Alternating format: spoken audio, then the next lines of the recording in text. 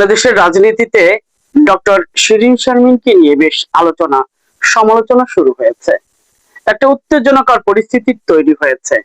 জুলাই আন্দোলন বা 5 আগস্টের পরে আওয়ামী লীগের অনেক নেতাকর্মীরাই দেশ ছেড়ে পালাতে পারলেও অনেক এমপি মন্ত্রীরাও দেশেই ছিলেন, আত্মগোপনে ছিলেন। অভিযোগ রয়েছে কেউ কেউ ক্যান্টনমেন্টে আশ্রয় নিয়েছিলেন। হ্যাঁ, এই অভিযোগের সত্যতাও পরবর্তীতে পাওয়া গিয়েছে। এরপরেও সাম্প্রতিক সময়ে অর্থাৎ এই কয়েকদিন আগে ডক্টর শিরীন শারমিনের গ্রেপ্তার নিয়ে রাজনীতিতে নতুন করে আলোচনায় এসেছেন ডক্টর শিরীন শারমিন। ডক্টর শিরীন শারমিন তার বাবা একজন সরকারি আমলা ছিলেন, রফিকুল্লাহ চৌধুরী। তিনি পরবর্তীতে বঙ্গবন্ধু শেখ মুজিবুর রহমানের প্রাইভেট সেক্রেটারি ছিলেন। তার মা শিরীন শারমিনের মা একজন শিক্ষিকা ছিলেন।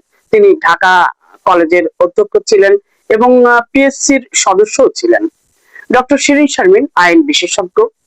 তিনি আওয়ামী লীগের রাজনীতি করেন, যেহেতু বাবা রাজনীতি করতেন সেই সূত্র ধরেই হয়তো তিনি রাজনীতিতে এসেছেন।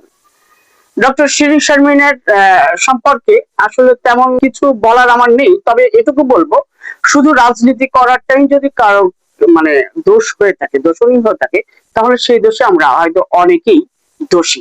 এটা নির্ভর করে শুধুমাত্র সরকার ক্ষমতায় থাকা বা না থাকার উপর।